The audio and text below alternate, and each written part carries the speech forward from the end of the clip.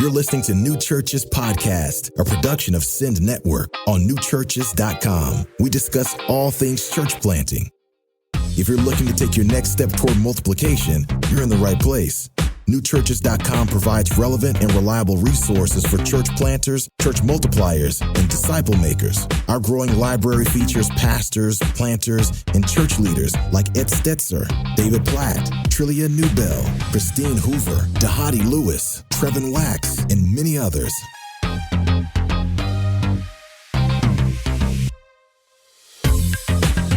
Hey everybody, welcome to another but a different episode of the New Churches Podcast. For some of you, you already know the news. Some of you don't know the news, but today's episode is going to be, remarkably different. So in the course of these podcasts, you've heard the voice of Clint Clifton on many occasions. And Clint actually runs this endeavor that we do in and around the New Churches Podcast. And Clint has actually been in an accident and died just, at the time of this recording, just the week before. And we want to share a little bit about that news with you. But then I want you to hear that we're going to talk about some of the things that we know that Clint valued and walk through some of those things together. Matter of fact, the title of this episode, we have titles and our team puts these together, our team, all of which is grieving, but really wanted to do this episode. So this episode is what Clint Clifton would want you to know about church planting. So to have this episode work, I brought in some friends who actually worked closely with Clint. And one of them, of course, is Trevin Wax. Trevin serves as a vice president at the North American Mission Board, actually oversaw this area that included the New Churches Podcast. And then we also have Colby Garman. He's the pastor at the Pillar Church of Dumfries, which was actually founded by Clint. And Colby, I know you are, even as we're recording this, we're still walking through some of these, these difficult realities. Would you tell us a little bit about what happened, and then let's just kind of start from there, and just what happened, and then after you share what happened with the accident, share a little bit about Clint, his family, and the situation we're in right now. Yeah. Friday morning, we found out that Clint was missing, and his wife had contacted me, and over a few hours, it unfolded that, he had been working down in Atlanta at North American Mission Board, and was on his way back to actually join me and his son and a couple others on a trip to Iceland to continue to work with our church planters there.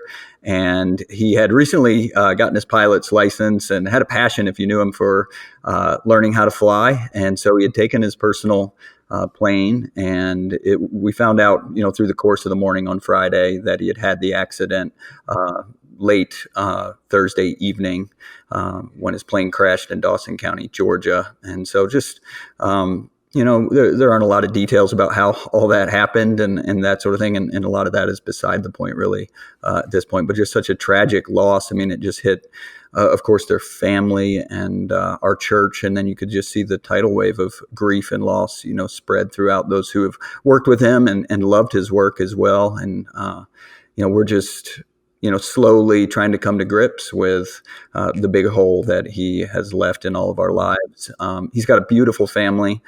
His wife, Jennifer, a deep love for the Lord, has just been such a loyal-hearted, faithful partner in his life. She's just shown incredible strength, but, feels the effect of that loss as they've been raising 5 kids together.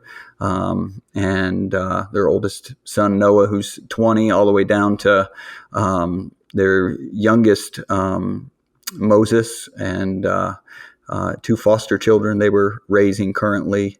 It's been a real difficult couple of days, but we've also seen God's grace just give strength. And so we're just appreciative of all the prayers and support and the outpouring from the community and his professional community. So yeah, and Trevin, that's partly where you come in as well. So when the New Churches Podcast was moved over to the Send Network, I don't think you were there yet, but Clint and I started working on the process, and then you came in and you kind of oversee that whole area. And you actually were with Clint on the day he died. From the meetings there and making plans and all this sort of stuff. Tell us about some of the working relationship and the friendship that grew. Yeah, I probably on this call am the one who knew Clint the least amount of time, just a couple of years. But he was part of my team from the very beginning when I came to NAM a year and a half ago, and we wound up. It was a privilege working with him over this period of time. He's, just a genius at church planting, at residency, and also just practically constantly doing what he was talking about. So it wasn't just theory, it was connected to practice and passion. But yeah, last week we had lots of meetings in Alpharetta. We wound up, spending a good part of the week together, pretty much most of the day, Tuesday, Wednesday, and Thursday, we were in meetings together. Wednesday evening had dinner as a team. Thursday morning did a bunch of brainstorming, and part about the future of New Churches and the New Churches podcast and where we believe the Lord was leading us.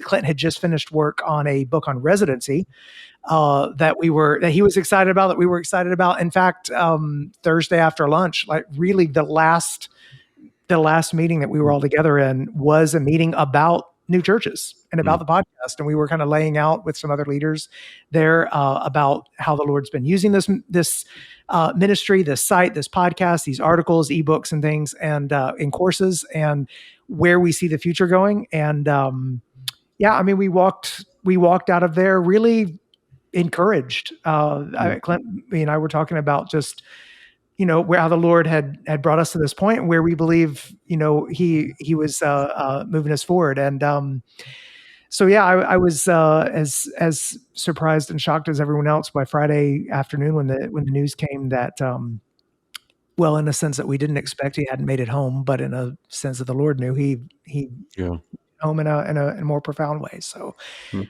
our team, our team is of course working through this loss, and our hearts are grieving also for the family and for Colby and the church, and you guys that knew him longer and better, and wanting to honor him and honor the Lord in the way that we think about his legacy.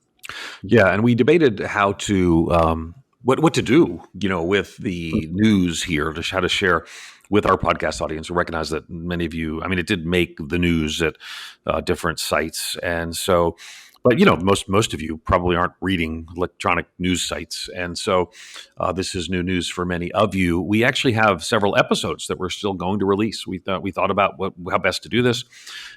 We think Clint would want that. Matter of fact, we wanted, one of the ways we wanted to honor him was to talk about what mattered to him. And of course, we already started, and Colby shared some about his family, which was such a central part of his life.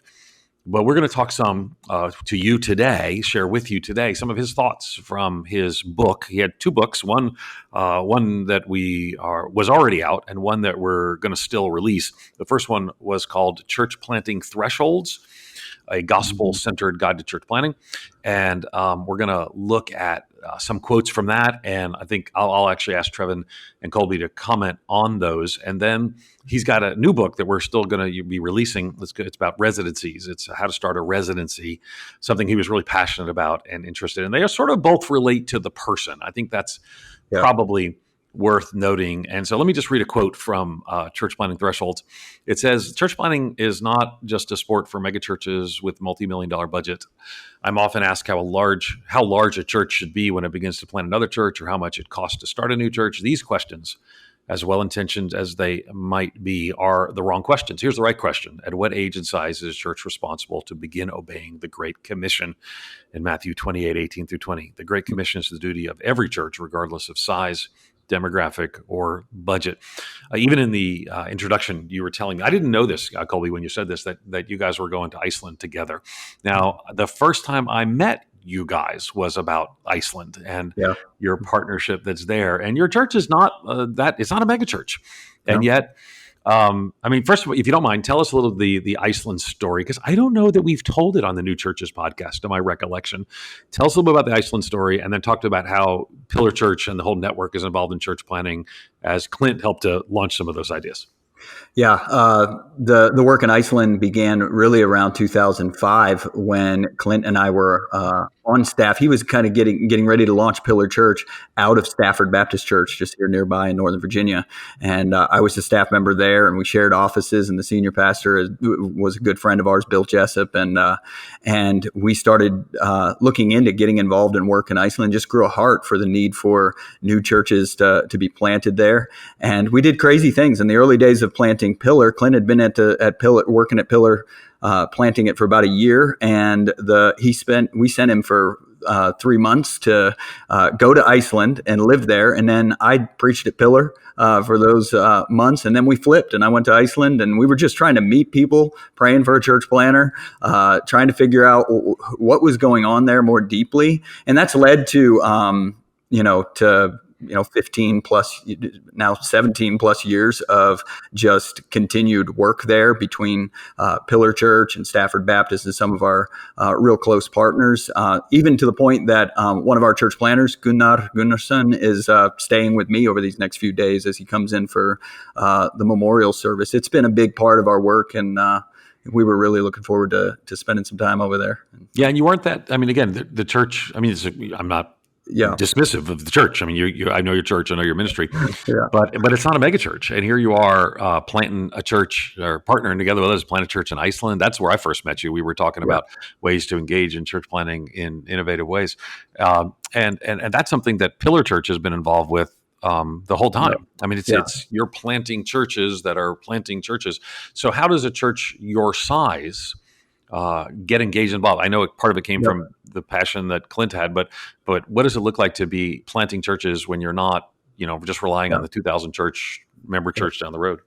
Yeah, and our church right now is about 250 people, and we feel robust to be able to do the church planting work God has called us to, way more than in the early days when we were doing that. When I came back from Iceland, I lived in Iceland for a few years. I came back in 2010.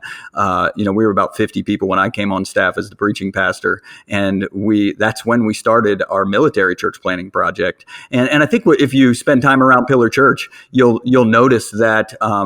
It certainly was born out of Clint's passion, but it's something every member at our church embraces. I would face a mutiny if I turned us away from church planting, and that's so evident in these days as people have wanted to make sure to cement that legacy.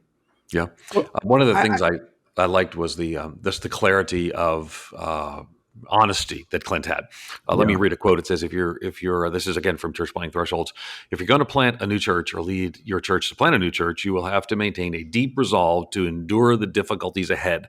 Church planting requires an unwavering commitment to preach, pray, evangelize, and then this is the part that sometimes people miss, and stay.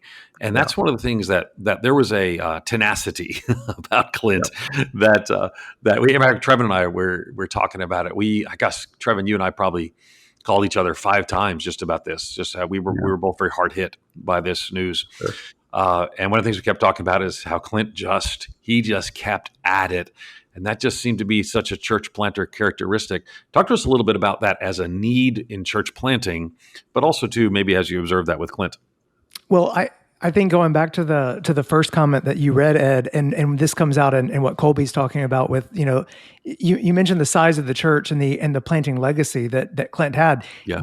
It really comes back to that assumption from that first quote that every church should be involved in church planting. Yep. The assumption is not should we, could we, but the assumption is how couldn't we? Like why would we not? How could we not be involved?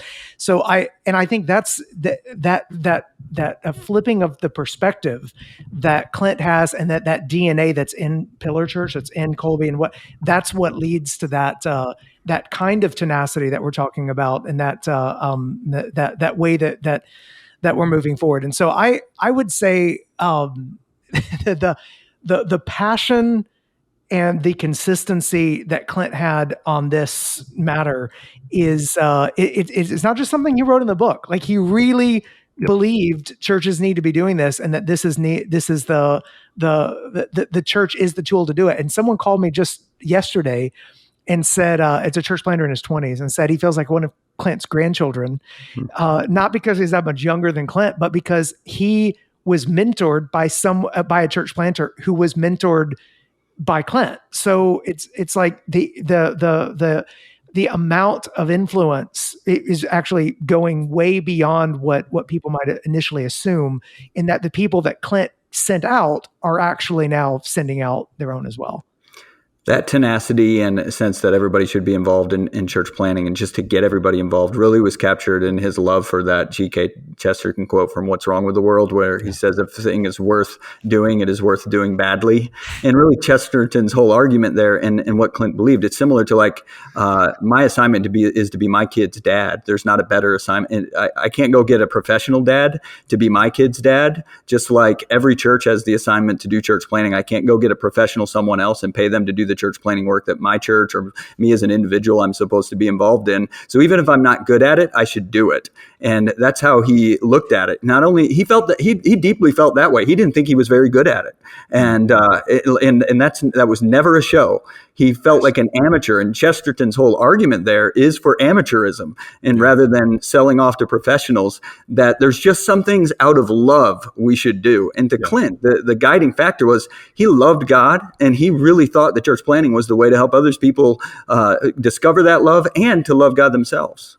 Yeah, no, so true. And so what was funny, whenever somebody dies, you rightly, you talk about the wonderful things, and there's a lot of wonderful things about Clint, but he was like really badly organized. And so he was not a details person. Can we just say that? But like, this is the thing I will say about working with Clint. He, with this role that he took on our team, that when he joined a year and a half ago, he knew this was a stretch for him organizationally. And we would talk through it, and he would be like, hey, I'm really struggling on this part. I tried to put people around him to help on some of that, to help channel that passion and that entrepreneurship to where he would be but he would say things like, I want to grow though in these skills. Don't make this easier. I really want to get better at this part. And so there was that fire of, I want to find things that I can improve. It was part of just the way he was. You guys made me look bad because you jumped in when I was saying that. All I said was he was disorganized. My rest of my point was he was simultaneously indefatigable. I mean, he would just keep going and learning and trying. And I love that. And Trevin, I don't even know if, I'm guessing you know this. His degree was in music. I mean, it wasn't. Oh yeah. Yeah. So we sat at a restaurant here in Murfreesboro when he came down with his team one time. And he told me about this whole back life of like worship music and like composing. And I'm just like, what? Who are you? Like that was the thing about Clint. There were these layers of genius that you'd unpeel another layer and you'd be like, well, good grief. Like that was just, and that's part of but the one thing that you never found with him was a pretentiousness. Yep. And I think that goes back to what Colby said. He didn't think he was great at it all. He just knew he was called to it all. That's so good. And so there wasn't a sense of I'm all that, or give me a big platform, or let me be pretentious. Like it was what you see was what you got. He knew what his calling was, and I'll say, it's an honor when I think about the last week of his life. He was doing what he loved and what he was good at and called to the very last hours. And and that to me says something. Yeah, and this kind of comes back. You guys are tying in talking about his back life. It's so many layers. I've known him for 21 years. I knew him for 21 years, and that at the core of Clint, and this played into church planning, is that life was an act of worship. It wasn't about effectiveness. It wasn't about the best way to do something or proving that you were great at it or showing the most fruit. Church planning for him was an act of worship more than a strategy. That's why he wanted everyone to do it. And that's why he never stopped doing it and never stopped learning. This was like, for him, it was the the sort of long walk that was a part of the gift that he was giving to God, of just saying, this is how I want to honor you with my life. And so he had that artist. He was a worship leader. That's how I met him. He was the part-time worship leader at the church that I was on staff at, and we did worship together. And but that's where church planting came from. It was really from that heart of being a worshiper. Oh, it's so good. I would add too. I think this is a lesson for all of our listeners too. We want to honor Clint, but also there's a lesson to take from his life. He was just continually willing to do it again, to get up again, do it again, start something again. And I don't know that. I mean, I'm guessing that most of you wouldn't know Clint unless it was for the New Churches podcast. That's probably where most of you interacted with him. Right. Wasn't pastoring a big church, wasn't speaking at a big conference, and yet this is the kind of church planter that really makes a gospel difference. Now, again, tell us real quickly, Colby, because I want to not. We could go on for a very long time, but like even the pillar church idea, the idea of these, we have talked about this on the podcast about the Marine focus kind of stuff. So that idea, like I asked him once, I said, so you were a Marine? You have to understand that. I mean, he didn't look like a Marine. Let's just put it that way. I don't look like a Marine. So where did that come from, and where has it gone? Even that idea, that just following that Great Commission passion. Yeah, maybe we can put it in the show notes. There's an incredible video I just saw today for the first time that the SBC of Virginia put together of a conversation he and I had in June about the beginning of this, what we call the Praetorian Project. And we talk about how it's an idea that really took shape out of mission. God called us to this Quantico area near the heart of the Marine Corps, and as far from being experienced in the military that either of us were, gave birth to this really crazy thing that has allowed us to plant 9 other churches and 5 more in this next coming year or two in military communities, and to tie them together and network. And it looks like a brilliant gem, but really it was just really the kind of the way the heart for mission and context came together with opportunity and the willingness to just say, we'll do that even though it sounds crazy. We stood up in 2011 and put this vision out to the church. I'd been on for about 6 months or something, and said, we're going to plant a church near these 4 particular locations where 80% of the Marine Corps is located. And we thought that was going to be a career aspiration goal, that it would take 20 plus years. You're talking about planting a church in Japan. We're talking about planting a church in Southern California and Jacksonville, North Carolina, so that we could reach 80% of the Marine Corps. People could go from place to place. It was just this gem of idea that came from sitting with other Marines saying, where are you guys going next? How do we help you? And that's really what it was. It was, again, just sort of born out of this love for the people over and over. The stories that you're going to hear if you're meeting people is, Clint loved me in a particular way. And for the Marines we were meeting, it was, hey, I need to put a church where you're going. Amazing. And again, it's that tenacity he was indefatigable. And I think that resilience is the mark of the kind of person that is probably drawn to church planting, but I also think Clint modeled so much, not a lot of flash, substance and ongoing willingness to do it again. And I think, one of the things we mentioned from his book is, Church Planting Thresholds. The other book that Trevin, I'm not sure when does that. What's the status on publishing How to Start a Residency? What happens next? Well, we were getting really close to having that done. We had just wrapped up. He had finalized the cover and the inside and whatnot. So our team is still, obviously our team's been kind of reeling this week trying to figure out what we do and when and whatnot. But our hope is to have that out soon, and also to be able to point people to the memorial fund that Pillar has set up as well for church planting. But the residency project was really a passion project of Clint, because it's like, for Clint, it was the question that people would have about church planting was, where do I start? Yeah. Like, what do I need to be doing? And Clint would, residency is one of the answers. Like Clint, he would just say, like, this is the way you get going. And this is, and he actually, what I love about it is not like this really intricate, complicated system there. It's to have the ready leader and to then begin pouring into them. And I mean, so he would do this weekly. He would have a group of guys that he saw promise in and that he saw as ready and willing. And he would say, let me pour into these guys. And then, as he would pour into leaders, some of those leaders would become church planters. So this is one of the things that you would constantly hear him talking about. And the residency though for him was the path. Yeah. How do we raise up church planters? Well, here's the pathway to begin having church planters, because one of the things you need a leader who's ready to evangelize and to reach people who don't know Christ and to be able to begin forming communities. Yeah, let me do a quote from the book, which it sounds like we're still in process, but what I'm going to quote from it, it says, again, Clint writing, "I started a residency in the first year of planting our church. It was not expensive. In fact, it was free. It was not complicated. We studied the Bible and talked. It did not take much time, just 2 hours a week. I simply impressed." And he talks about how he kind of bring together potential church planners and help them to spend time studying the Bible with him and more. And he says, "I'm here to tell you there's no clearer path to gospel multiplication than planning for and starting a residency.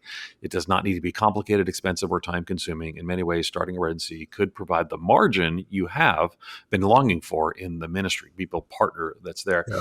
And I love that. And you guys have partnered together, Colby, for, a long time. And one of the things that I saw in the indefatigability, the resilience, the willingness to get up and do it again, try it again, led you to Iceland and the Praetorian Project and all those sorts of things, was raising up people, men and women who would be impacted and then multiply themselves.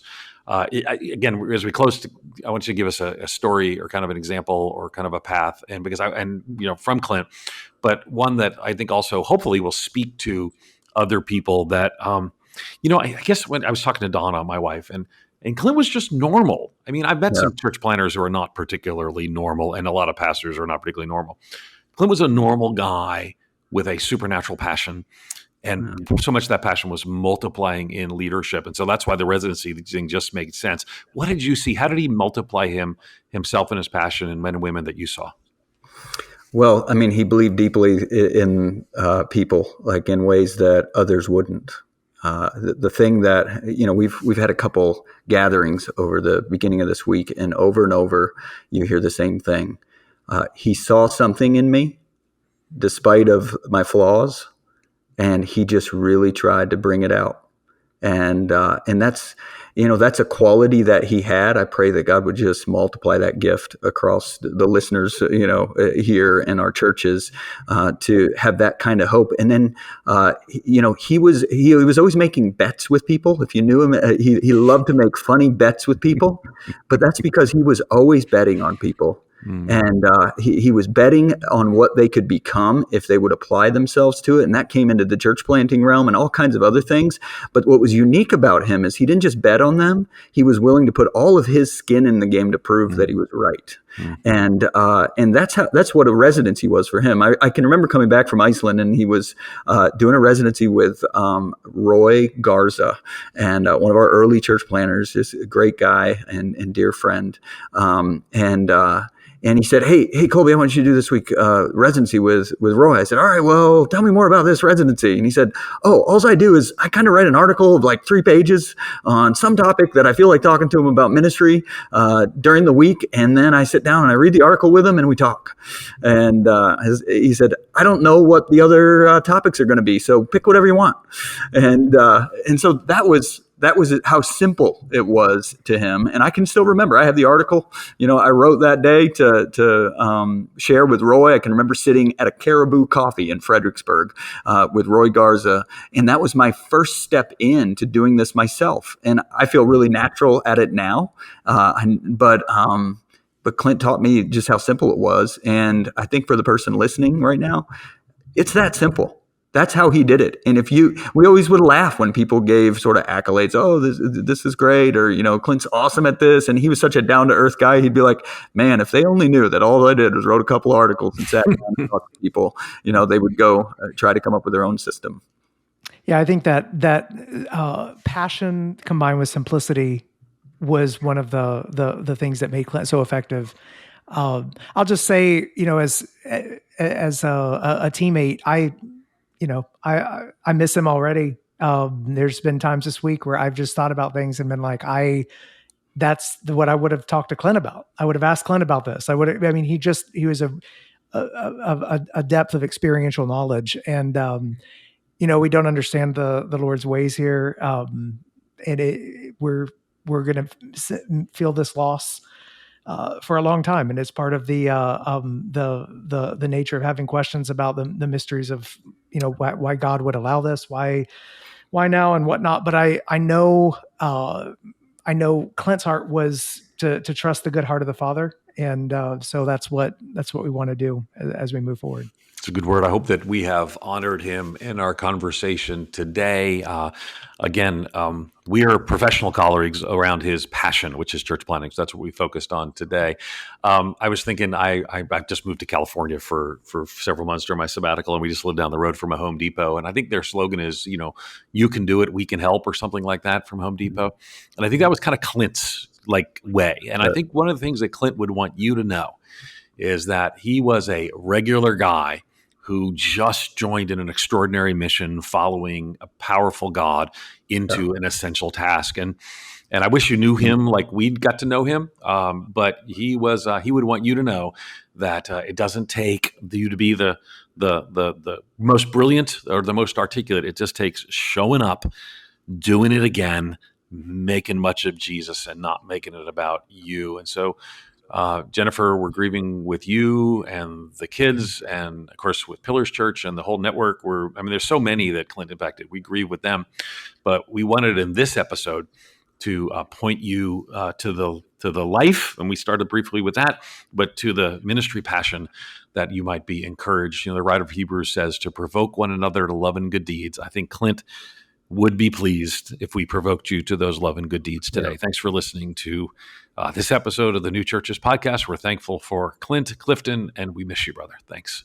Hey, if you'd like to honor the legacy of Clint Clifton, particularly in and around church planting, I want to encourage you towards the Clint Clifton Global Church Planting Fund. It was actually a dream and aspiration of Clint's to generously fund church planters, remove barriers to pursuing God's call on their lives.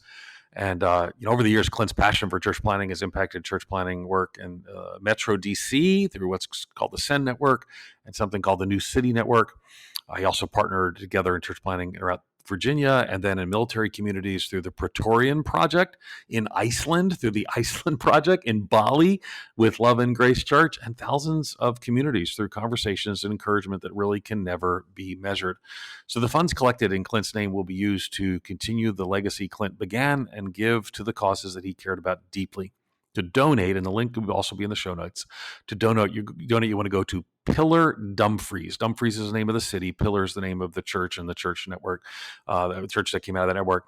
So it's Pillar, Pillar, and then Dumfries, one word, Pillar Dumfries, DUMFRIES.com/Clint. Again, that's Pillar Dumfries, DUMFRIES.com/Clint.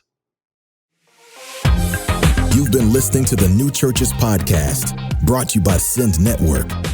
If you like what you heard, take a few minutes to rate and review us or share this episode with a friend. It's the best way to show your support. To find more reliable resources to start your new church well, visit newchurches.com.